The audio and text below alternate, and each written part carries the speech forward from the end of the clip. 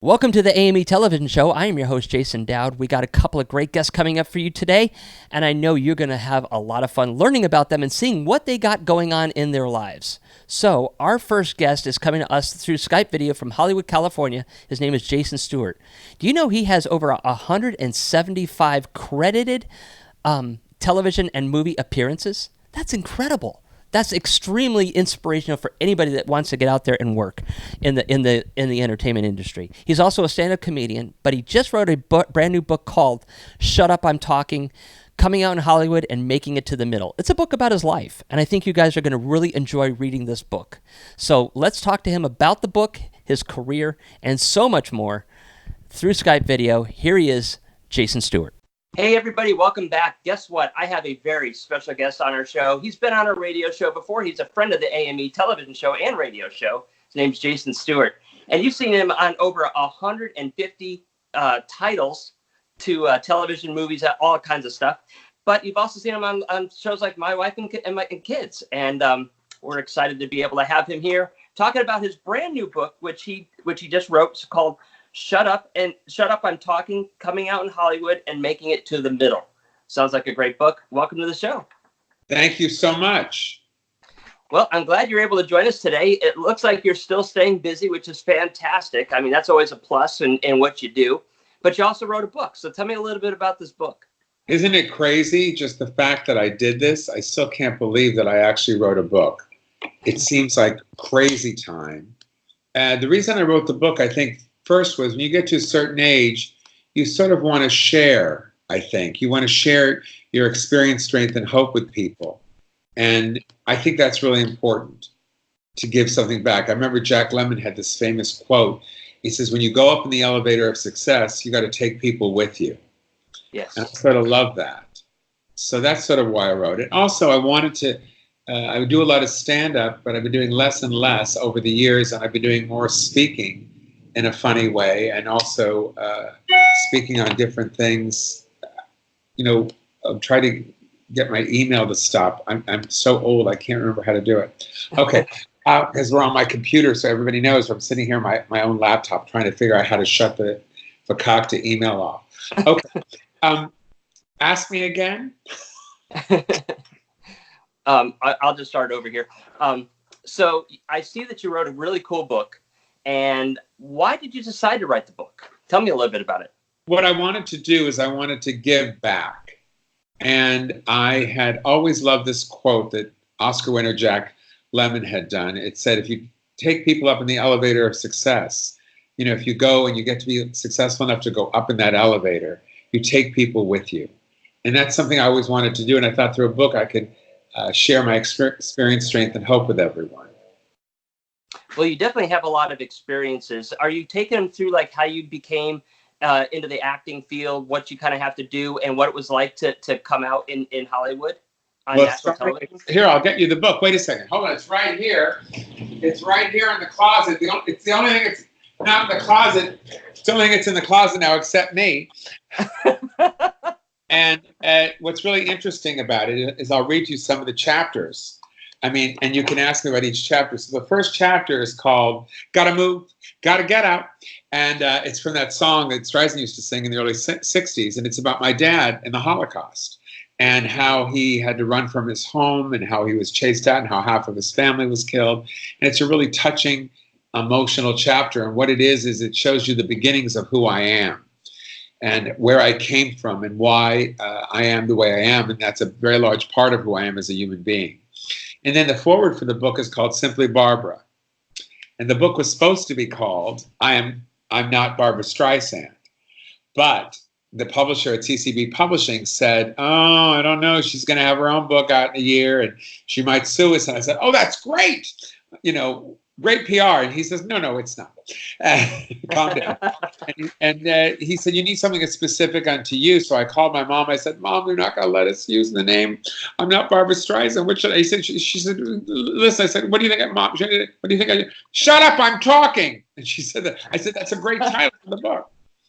You know, so the first chapter is about Barbara Streisand. It's about this little that's the forward rather, this little, Jewish boy, gay Jewish boy who went to see Funny Girl and saw this woman that was very similar to who I am. She was funny on the outside, sad on the inside. She looked like someone from my neighborhood.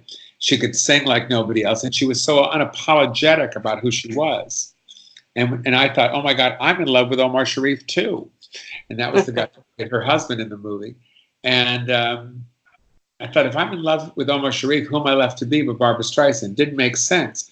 So I spent probably most of my 20s and 30s trying to clean up the wreckage of my past and become a man. And that's what's happened. Wow. So besides what you tell in your story, what do you hope people get from your book when they read it? A sense of not being alone, a sense of knowing that hard work does pay off if you're willing to do it. And that's a big one. Willing to do the work, willing for people not to like you. A lot of people don't like you when you work hard. In our business, they want you to suddenly appear. And if you don't look, I'm not a breathtaking, good-looking guy. I'm just an average Joe. I don't look like any gorgeous, I'm just a regular guy, regular size, got my dad bod and my whole thing. And I'm just that guy who just kept showing up over and over and over again. And I just kept getting better and better and better at everything that I did. And hopefully people still want to hire me. I think there's another big part for me coming up. I feel it. Well, I'll tell you, you got that right. If they're willing to do something, I think that sometimes we see you guys like on television, and it looks so easy and it looks so glamorous, but yet they don't see the backside of it, of how hard you guys have to work to get these roles, and the work that you put into to make that look so effortless on television. And I say that because one of the kids that I mentor, Jake Hunter, who just produced this pilot that he stars in and asked me to play a supporting role in, called me right before I was talking to you. And he was giving me the 411 of what was happening. And he told me that his acting coach, Doug Warhead, who I used to study with when I was a kid, saw the pilot and said, oh my God, Jason looks so relaxed and so incredible. And he was giving all these compliments. And I was like, oh my God, my old acting coach. And he said that I was so relaxed. And that's what I really work on. But I really wasn't. But that shows that your work comes through in everything that you do. And if you work really hard, it becomes a part of you. And that was like the biggest compliment. So that was really lovely. And Jake is a wonderful kid. Not kidding. Now, have you ever written a book before this? No, I barely read them. No, I'm kidding. No, I read all the time. But I know I'm dyslexic, so I'm not a big writer. And I don't write my stand-up. I just write bullet points, and then I memorize stuff. And in the book, the book was as told to. Even yesterday, I did a Q&A interview online. So I bring my phone out, and I just say, okay, these are the answers, and I write, and then I go back and I rewrite it. And that's how I did the book. I would tell the story to my partner in the book, Dan Duffy, and he would write it down and fix the grammar and the spelling, because I graduated from high school and I wore a tie-dye shirt and I danced in a circle. I could barely, spell. I'm this close from special needs. And then they gave me a diploma, and and I had him write it down. Then he'd send it to me, and then I would rewrite it, and then we would work on it together.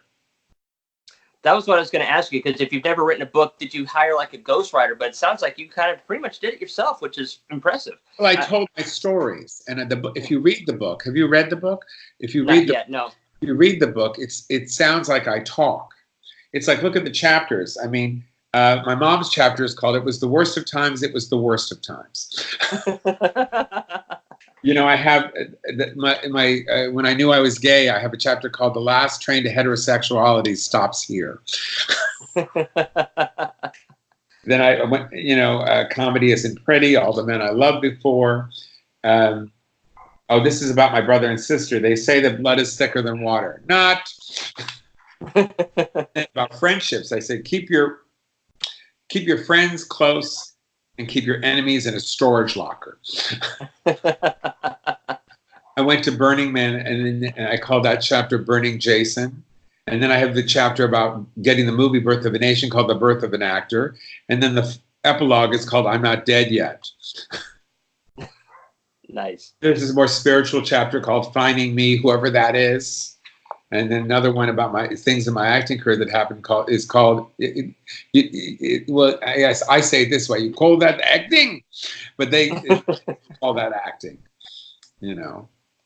And I talk about my whole life and experiences I have. I mean, there's stories about all these famous people, everybody from, I can't even remember, so I'm looking myself. Everybody from, you know, Faye Dunaway to George Clooney to Damon Wayans, Arnold Schwarzenegger, Martin Short, all these great people that I had the opportunity to work with, Judd Apatow, Nate Parker, Armie Hammer, you know. Well, I'll tell you, you know, you've been on over 150 titles. You've written a book. You're a stand-up comedian. You've done a lot. Have you accomplished what you're set out to do yet? Or are you still hungry for more? No. I still think there's a couple really good movie roles for TV shows in me. I still think so. Yeah. So, and we'll see. I just did a national commercial, which I'd never done before.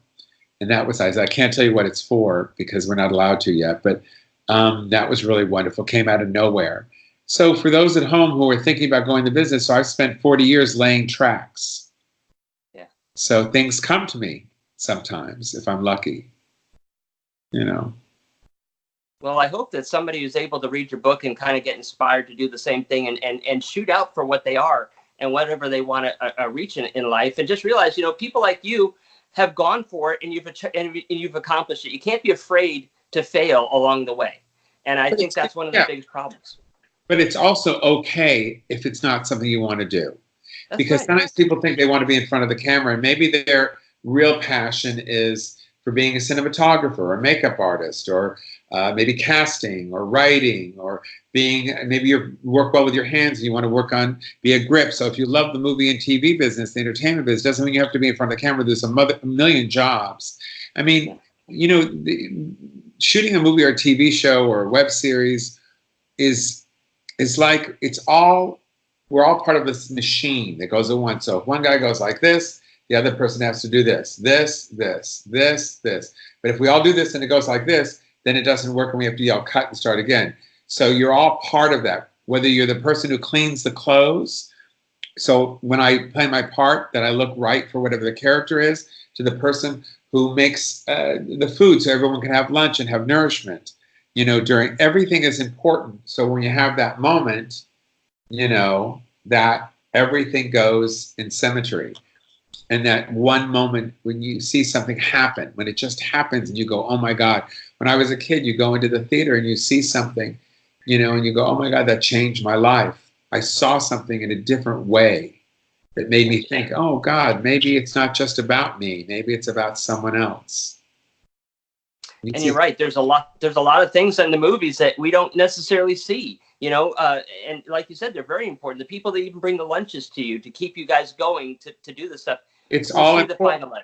It's all important, because if I feel faint and I can't do my job, you know, it doesn't get done. And whatever that thing is on the screen doesn't happen. Everybody is important, I think. So before we go, what advice would you give to anybody that's trying to find themselves in this world, that obviously you're probably still going to continue to try to find yourself along the way too, because I don't think we ever know. But I'm still growing. Yeah. So what would you get? What advice would you give to somebody that's feeling lost? Well, I'll give you an experiment. God, interesting. Losing my words. I'll give you an example. What an experiment. Where did that word come from? So I saw they were casting a film called The Immortal on one of the casting sites, so I submitted myself. And then I looked up, I did some due diligence. I looked online, I said, who's this director? Oh, he has a website. And I went to the website, and I said, oh, he likes comedians too. I said, oh, interesting. So, he's got an email. So I sent him a letter. And I said this thing in the letter that I say often. When I was a kid, my dad would say in a thick Polish accent, when you go to the interview, what I need you to do is I need you to wear a tie. Show them you mean business. And what that meant to me was be your best self. And that's what I intend to do always. So I sent him that. I said, I think I might be right for this part. Let me know. I sent my demo reel. And he sent an email back the next day and said, hey, I want to cast you in the part of Joe. I'm going to call your agent. We're going to set a deal, and you'll be working in 3 days. Wow. And it was a part that I'd never played before. It's a movie called Immortal, and I play a private investigator who deals in spyware, who's very intimidating, and who has a very low voice. And I never played that part, so I would talk like this. And I'd say, you need to stop staring at me like that. You're staring at me. I see you're still doing it. All right, wipe the smile off your face. We're here for work. And that kind of guy. And I did it, and I remember there was a monologue in the beginning telling him everything that I had worked on, and I did it. The director went, cut, that's good. I said, can I do it one more time? He said, why? That was great. I said, it's taped. Just we're already set up. I did it again. He said, yeah, that was better. Because I knew that yeah, and I wouldn't have had the courage to do that years ago. And then 3 days later, the director sends me a rough cut of it. He says, your work was so good, I want to send you a rough cut. I thought, wow, thank you. And I showed it to a manager, and he went, oh my God, you're so versatile. I got a new manager. Nice. That's so really you just never know what's going to happen and how it's going to happen. All that happened in a week. Yeah, that's pretty cool. Yeah. Well, we're running out of time, so tell everybody where they can find your book, and if you have any shows coming out too that you're going to be doing, you want to promote? Shut up, I'm talking. No. It's available on my website, jasonstewart.com, Stuart. There's a click there. It's through CCB Publishing. You can get it from them, or Amazon. Just go to Amazon. Don't forget to write a review. In terms of shows, I have a show in Ventura in January. Here in Hollywood, I have a show at Rage.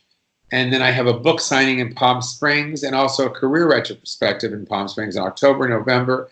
And then I have a couple of things. It's all on my website, which is jasonstewart.com. I'm going to be in Chicago for a film festival for a little film I did, Hank, where I played this sweet, nice man who does not want to be in an open relationship. And I'll be there for a panel. So I'm doing all sorts of things.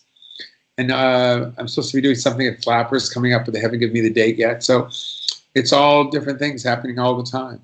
But my website, jasonstewart.com, tells me everything. It tells everybody everything. And it tells me. Sometimes I forget, and I have to go there. I'll tell you what, you're a lot of fun. I'm so glad we were able to bring you back on here and try on something different. I get to see you face to face, which is fun. And it's like meeting somebody from 1,000 miles away, which we're literally doing. Well, you're in my office right now. This is my office. So this is where I work all the time. See, this is my office, so everybody can see. I read a lot of biographies. Here's my daybed where all my friends come. And a lot of my slaves from Birth of a Nation, I became very friendly with all the people that played my slaves. So a lot of slaves have slept there. Here's the poster from Birth of a Nation and my stand-up CD. I'm the Daddy and I Have Candy, and the cover of a couple of magazines, and here's some awards. God, I've never done this. You're the first one to get all the awards. Wow. And that's it. And this is my office. So this is where it all happens. This is where I send the wrong emails all the time because I'm dyslexic and I have to do it over again. And this is where this is where I cry. This is where it all goes wrong. Yeah. Well, again, thank you for coming on. This has been a lot of fun. I hope people go check out your book, and I hope they love it. And thank you for the tour of your office and the boards and everything else. That's really cool. I love that.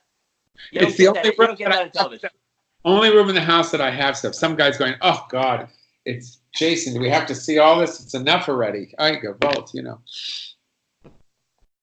Again, thank you for coming on. I hope we get you back on again soon. I'd love to be able to talk to you again with more stuff that you got coming out. Feel free to hit me up anytime. All right. And guys, we got to take a quick commercial break. We'll be right back after this. If you liked the show today, don't forget to subscribe to our channel, share, and comment below. You can also find us on Instagram, Facebook at The AME Experience, also Twitter at The AMEEX, and of course you can find us at www.theamemagazine.com. What do you want? You want Gladys Goodies? You want to try chicken? How about turkey? You want to try turkey? You never tried sweet potato before. How about we give you a sweet potato? It might help your stomach. You do? Well, there's only one place to get it, and that is GladysGoodies.com, where you can get the chicken, the turkey, the sweet potato, salmon, beef, and more. Should we show them the website one more time so they know where to get it? Well, I'm going to listen to puppies, so here's the website. If you want all natural, healthy treats with no chemicals, byproducts, or other harmful ingredients, GladysGoodies.com is the place for you. We got the treats and the swag to make their tails wag. Welcome back, everybody. I hope you enjoyed that interview with Jason Stewart. My next guest, though, is probably a very well-known person in Hollywood. You've just never seen his face. His name is Bob Bergen. He is the voice of the iconic Porky Pig. I love voiceover acting. I love the Looney Tunes. This is going to be so much fun. He's actually going to do some impressions for you today. He also does a good Barney Rubble. Now, voiceover acting is not the way that you see it probably or know it as Mrs. Doubtfire. He's going to talk to us about what it's like to be a voiceover actor. He's going to do some impressions. And we're going to learn about the evolution of Porky Pig from the very first appearance to what it is now. His voice changed. His appearance changed. You're going to learn a lot. This is going to be a lot of fun. So let's go talk to Bob Bergen right now. Welcome back, everybody. We have on the line with us a special guest. I'm really excited to talk to him again. We've had him on the radio show, but now we're going to have him on our television show. So you get to see his face this time. But you probably don't see his face, but you'll know his work because he is the voice of Porky Pig. He has also worked on a lot of other voiceovers, movies and stuff, including Tangled, Tinkerbell, Spirited Away, A Bug's Life, Iron Giant, Emperor's New Groove, Up, WALL-E, and he voices Luke Skywalker in LucasArts interactive games and 3 Robot Chicken Star Wars episodes. That's a lot. But it's easy for you to say. Welcome to the show. I'm so glad to have you on here. What's going on? Not too much. You know, you actually do one of the type of acting that I would love to do someday, and that is voice cartoon characters and other things, commercials and stuff like that. So I guess tell everybody how you got into it. Oh my goodness, it's kind of common knowledge if you follow cartoon actors, but I wanted to be Porky Pig since I was a kid.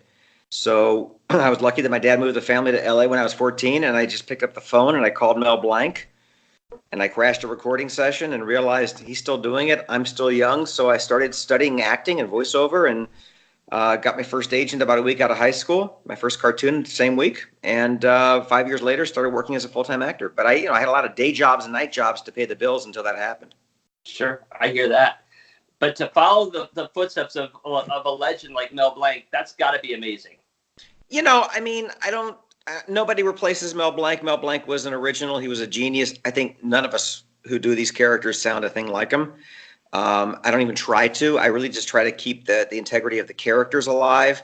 But you can't replace a genius. I don't care how many people are out there doing Muppets. There will only be one Jim Henson. There will only be one Mel Blanc. There will be only one set of the Marx Brothers. I mean, this is, the characters live on, but the actors that created them, they eventually leave us. So I'm doing my best. That's what I can tell you. I'm doing my best. Well, I think Mel Blanc had probably close to, I don't know, maybe 50, 60 character voices he could do. How many can you do? Oh, he had more than that, and I've never counted mine. I mean, here's the deal. And, you'll do the same voice for different characters. For instance, we're coming up to the holidays, believe it or not, when it comes to advertising. And I can guarantee at some point between now and probably November, I'm going to play an elf. I'm going to do an elf in a cartoon. I'm going to do an elf in a commercial. I'm going to do an elf. And then a few months later, I'm making my leprechaun. Of course, it'll be St. Patrick's Day. It's the same voice. Just a little Irish. But, you repeat the same things over and over again. You adjust them based on what they're asking for in the script or the character description. But, Mel Blanc, if you listen closely, Daffy Duck and Sylvester are the same voice, but Daffy Duck is sped up. So I think he probably did over 1,000 characters. I don't know how many voices he did. None of us sit back and count how many voices we do. But, if you're a working actor, hopefully you're doing a lot of voices during the week. That's true. That's true. Now, is this something you have to throw your voice for? Do you have to train your voice to do these different types of sounds to make these characters? Or is it something that you can kind of just use your normal voice for and tweak it a little bit? Oh, I do use my normal voice all the time. In fact, my normal voice is basically Luke Skywalker. But take that back. Mark Hamill is Luke Skywalker. But when I do them, I sound like me. I don't think I sound like Mark. We do our own voice all the time. I think the most important thing, or the most important part of your question, is involves acting more than the voice. It doesn't matter if you can do 1,000 different voices. If you can't act, no one's going to hire you. In fact, if you can only do 1 or 2 different voices, but you're a great actor, your odds of working are better than the person who can mimic 500 celebrities and cartoon characters, but can't act out of a paper bag. So you really do have to study acting, study improv, then study voiceover, and become the world's best actor before you even step into a voiceover booth. Well, I've always said this to a lot of people that I know. I think that voice actors are probably one of the most impressive people I know, because I mean, you look at the old-fashioned radio, and that was our television back in the 30s, 20s, 30s, and 40s. They had to tell a story. They had to be able to get that emotion just with your ability to speak. You never saw a voice. Yeah. It was theater of the mind, is what they called radio. But that's what animation is, and a really good, like television. They'll have as many ensemble players as available to record the cartoon. When you do a feature, you're more often than not working on your own. So you don't even have your fellow actors there to work off of. You rely on a good director and a great editor. But the bottom line is, you're absolutely right. Radio acting, voice acting in general, I think the voice actors are some of the best actors on the planet. They have to be, because you can't see their face. Well, exactly. But you have to rely on your voice to convey stuff that an on-camera actor might do with a glance or a look or an emotional beat. Well, you can't do an emotional beat quietly. You have to do it vocally. So, yeah, I agree with you. And when we get an audition, oftentimes I'll get a piece of copy that'll say it's due in 20 minutes. So it's not a cold read, it's a frozen read. That's just the nature of the business. Now, I'm sure people are going to ask me this, and they probably ask you this too. When you voice a character, do you actually watch it like you saw, like in Mrs. Doubtfire, where Robin Williams went in there and did that, or do you do it first and then they match it to you? So, yeah, I went to see Mrs. Doubtfire with a whole bunch of friends, and in that opening scene, I had about 5 friends just look at me, and I'm like, people, okay, first of all, it's not done that way. That's number 1. Number 2, it's not done in San Francisco. Number 3, if you lose a job, your career's not over. That's one of 50 jobs you'll have that week. It made for a good movie. No, you record the dialogue first, and then they animate to you. So basically, we are a tool for the animators. So they listen to our vocal performance. When we do a feature, they're videotaping us, and they're capturing our expressions and our body language that they will often incorporate in the animation. It's very collaborative. Now, you might finish a show or finish a movie and have to go in and sweeten some stuff to picture. And it's becoming very popular for us to look at the storyboards while we work, so we can see the facial expressions and the body language, etc. But we have a lot of creative freedom by just recording the voices first. Anime, just the opposite, because you're dubbing a foreign language. So you have to read the copy, match, sync, and act all at the same time. Wow, that's impressive. Now, one of my friends I know actually voiced over for a MMA video game. He went in there and was probably in there for about 8 hours, just doing a short little segment. How long is it generally to do something like this? If you were to go in there and let's just say a regular full length movie, how many hours in that studio will you be in there for? For an animated feature, by contract, they have you up to 8 hours. For an episodic TV episode, they have you up to 4 hours. Will it take 8 or 4 hours? It just depends on how much copy they've got, how much script they've got. Usually when I work on a film, I'm there for a full 8 hours. Usually when I work on a series, it's 1 to 2, maybe 2.5 at the most. Every once in a while, it'll be 3 or 4, but it's rare. I got to ask, because this is something that's always been on my mind. When you leave the studio after doing all those voices, you're literally putting yourself into that cartoon and into that particular piece. Are you exhausted? Yeah. And the reason is because, it's a really good question, Jason, because I remember I was at a voiceover class when I was about 14, and one of our guest speakers for the evening, and she just passed away, was Russi Taylor. And Russi was Minnie Mouse and a really good friend of mine. And Russi came in, it was like a 7, 8 o'clock class, and she said, "Oh, I'm so exhausted." I'm like, all you're doing is talking. How tiring can this be? Well, here's why it's tiring. Because for 4 hours, you're getting your adrenaline up to deliver the lines, and you bring it down for the direction. And you bring it back up, and you bring it back down. You bring it back up, bring it back down. And sometimes you're doing maybe 5-10 minutes of just effort sounds. I had to do for a Looney Tunes project this week, they needed about maybe 30, 40 seconds of Porky fighting sounds. That's exhausting.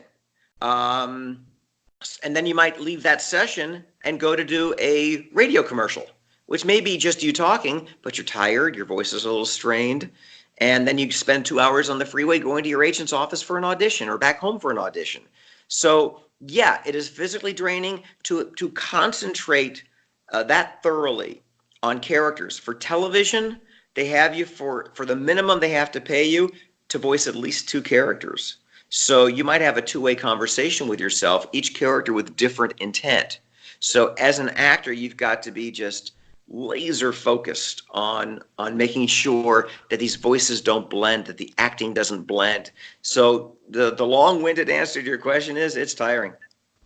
I bet. But it's a good tiring. I mean, I'd rather be tired doing voices in front of a microphone than putting tar on a roof. You know what I mean?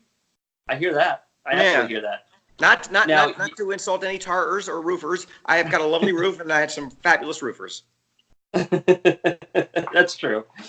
You know, I gotta ask this too. You know, one of the things that artists do, and they take care of their utensils, their brushes. They put them in oil. They put them in water. They clean them. They take care of them. They dry them off. Your instrument is your voice. So how do you protect your voice? Well, a couple of ways. First of all, I pass on anything that sounds vocally stressful, which is about 9 out of 10 game auditions. I just won't read for them. And the reason is because they don't pay residuals and they don't pay a lot up front. I mean, the average working person making minimum wage would go, that's a lot of money.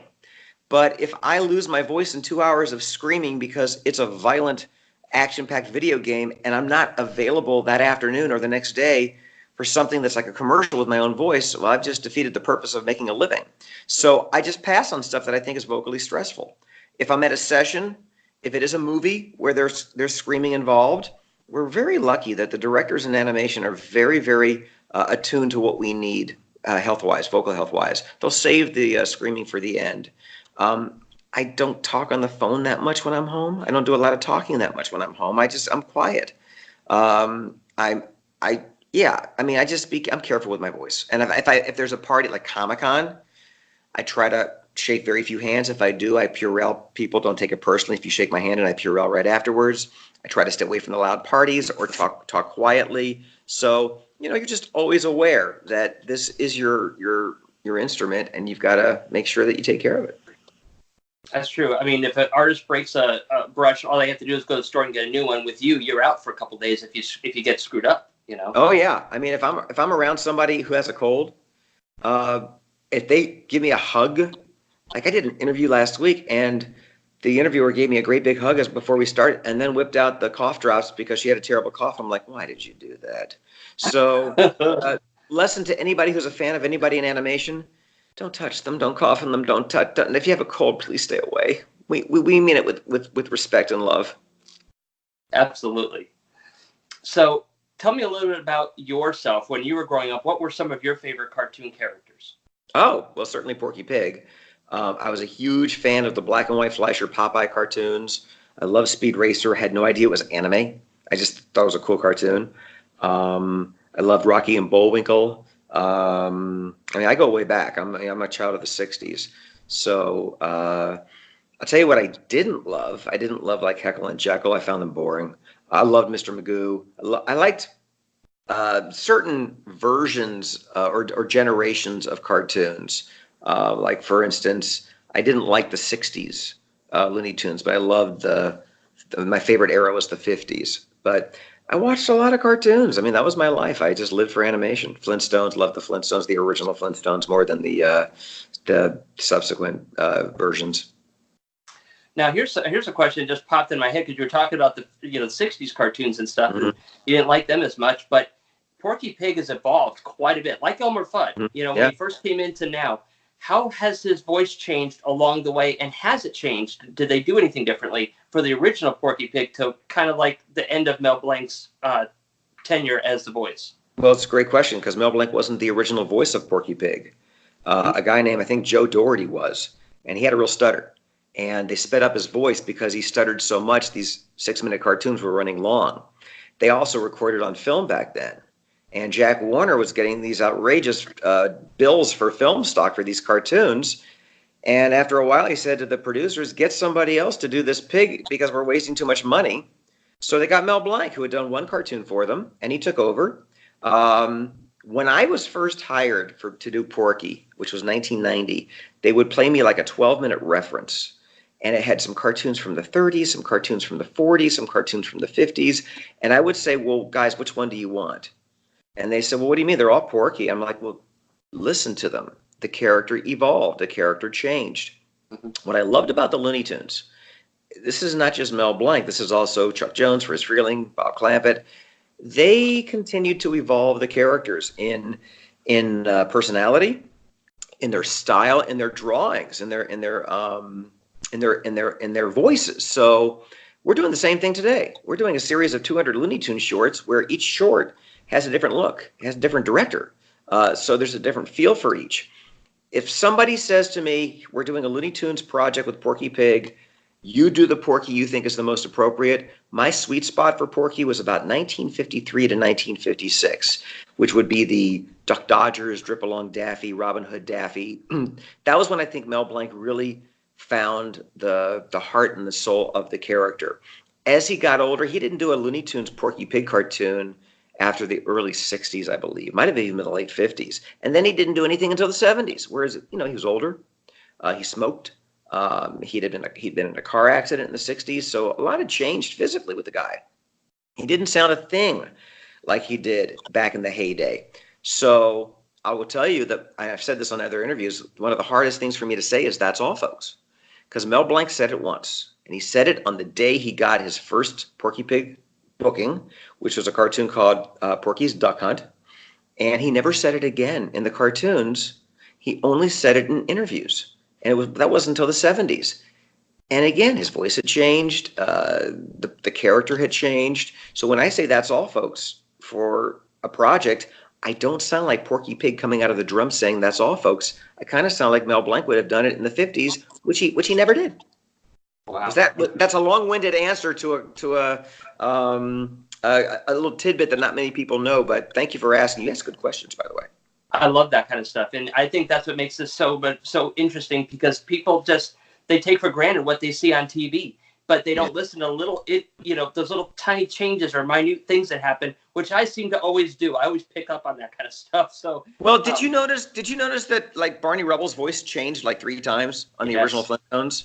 Yes. And do you know the story behind that? No. So Mel Blanc was hired as Barney Rubble. And he did Barney Rubble sort of like this. Hey, Fred, where's Wilma and where's Betty? It was an animated version of The Honeymooners. Mel Blanc refused to do an imitation of Art Carney because that just wasn't his game. He didn't like doing impressions. So he just did Barney like this, which eventually became the voice he used for Heathcliff, for Deke. Mel Blanc was in a terrible car accident when they were shooting season 1. And Dawes Butler came in to finish season 1 of the Flintstones. Knowing that it was an animated version of the Honeymooners, they picked Dawes because, well, Dawes did Yogi Bear, and Yogi Bear was just a version of Art Carney. But he couldn't do Yogi Bear for the Flintstones because that's Yogi Bear. So he just pitched the voice up a little bit. How you doing, Fred? Mel Blanc recovered. He had a pay-or-play contract, which meant that they had to pay him for the life of the series. They put a microphone over his hospital bed. He was in a body cast. For season 2 and forward, he had to do his impression of Art Carney, rather Dawes Butler's Art Carney, but he couldn't pitch his voice that high, so he lowered the voice like this. How you doing, Fred? So that's why Barney had 3 different voices. Interesting. I did not know that. I love stuff like that. That's great knowledge. Well, Bob, we are running out of time. I can't thank you enough for coming on here and being a part of this. So, thank you once again. I love your work. I've been watching it for years, and I'm a big fan. And hopefully someday I'll get to meet you and maybe work side by side with you. Maybe with another character. That sounds good. We'll ask for double scale. Absolutely. All right. Thank you. Take care, everybody. You betcha, buddy. Take care. All right, everybody, we are back. We're closing out the show. I'm so glad you spent some time with me today. I love doing this. I love going on all these adventures. I love talking to such amazing people, giving you point of view adventures. That's what this whole AME television show is all about. But we're not just limited to what we're talking about with arts. We're also going to bring in politics. We're going to bring in different points of view. This is really an eclectic show. So I hope you continue to tune in because we've got some more guests coming up in the near future. So before you go, check out our website. It's www.theamemagazine.com. When you're there, you'll be able to see all the links to all of our shows, the radio, television, and magazine. If you miss something, it's there. Go be inspired. You can also see the links to our social media networks, our Facebook, Instagram, and Twitter. You can also sign up for our newsletter and download our apps on our Apple or Android platform completely free so you can see what's in the know and have the AME experience in your hands at all times. So until then, guys, we have more coming up. I know you're not gonna want to miss it. Keep checking the website to see who we got coming out, and keep those creative juices flowing. We'll see you on the next adventure. If you liked the show today, don't forget to subscribe to our channel, share, and comment below. You can also find us on Instagram, Facebook at The AME Experience, also Twitter at The AMEEX, and of course you can find us at www.theamemagazine.com. Like, OMG, you were on TV and junk.